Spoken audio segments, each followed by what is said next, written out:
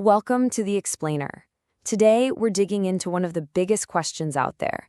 Can our own intelligence actually define what intelligence even is? We're going to explore a really fascinating theory from philosopher Mir Quadri about the very nature of our minds. So let's just dive right in with a question that seems almost ridiculously simple. What does it really mean to understand something? I mean, have you ever actually tried to define it? You probably get stuck in this frustrating loop, right? You end up saying something like, well, to understand is to grasp something. But that doesn't really define anything. You've just swapped one word for another. You know exactly what this is. It's not a car, it's not a tree, it's a coffee mug. That seems totally obvious. But why is it so obvious? How is your brain doing that? And right here, this simple everyday object, it's our first clue to solving a pretty profound puzzle about how we make any sense of the world at all. And this really is the heart of the problem. Our definitions for understanding are almost always circular. They just loop back on themselves, kind of like a snake eating its own tail, never getting to a real solid answer. So, how in the world do we break out of that loop? Well, this is where Mir Quadri's theory offers a way out. He suggests we stop thinking of understanding as an action, like grasping, and instead see it as a state of coherence. It's that aha moment, that mental click when things just fall into place. And that state, it's the result of a process he calls conceptualization. And just like that, this simple shift breaks the circle. It gives us a clear two-step process. First, our mind does something. It conceptualizes. And that action then produces a result, coherence, which is the state we call understanding. You see, they're not the same thing at all. One causes the other. But here's the thing. This whole process, this achieving coherence, it doesn't just happen in a vacuum.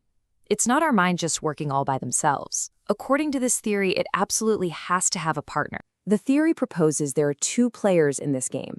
On one side, you have an intelligent agent. That's you, that's me, that's us.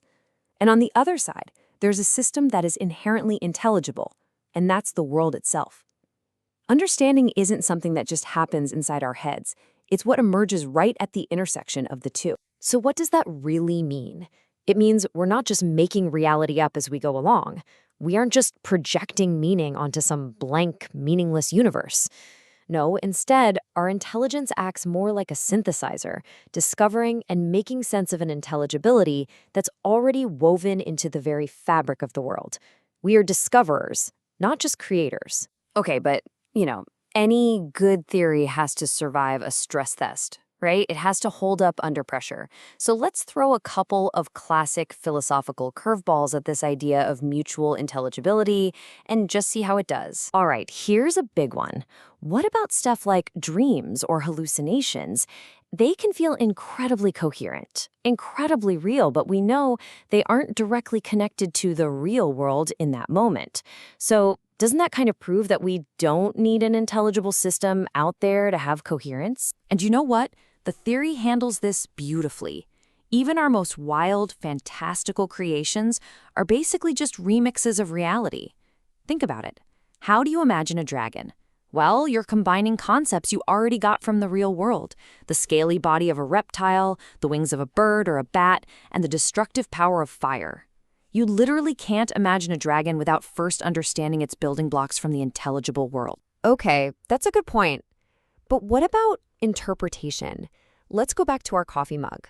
One person sees a tool for drinking coffee. An artist looks at it and sees a piece of ceramic art. If they both understand it so differently, where's the coherence? Who's right? Coherence isn't some single, rigid point. It's more like a dance between your mind and the world. And sure, your personal history, your focus, that's all going to change the steps you take in that dance. But you're still dancing with the same partner, the mug. So while your interpretation can vary, it's not totally random.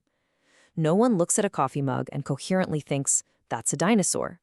The intelligible world kind of sets the boundaries of the dance floor. Okay, so this is where the theory gets really interesting, because it starts to hint at the fundamental limits of our own intelligence.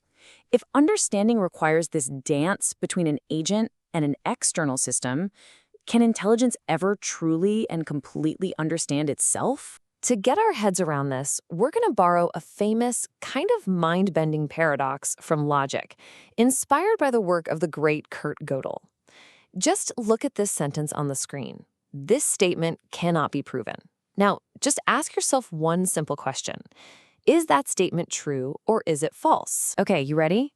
Because this is where your brain might start to hurt a little.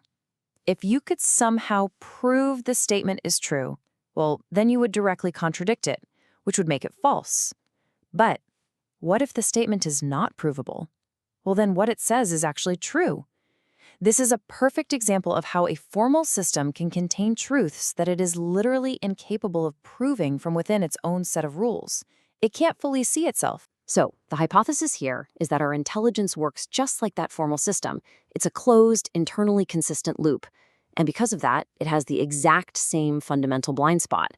It can produce all these true ideas, but it can never, ever step outside of itself to get a complete, objective definition of its own nature. Right, but hold on a second. This leads to the ultimate meta question, doesn't it?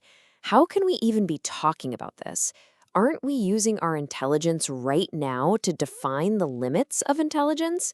Isn't that a total paradox? You might think so, but it's actually not a contradiction at all. In fact, it's the ultimate proof.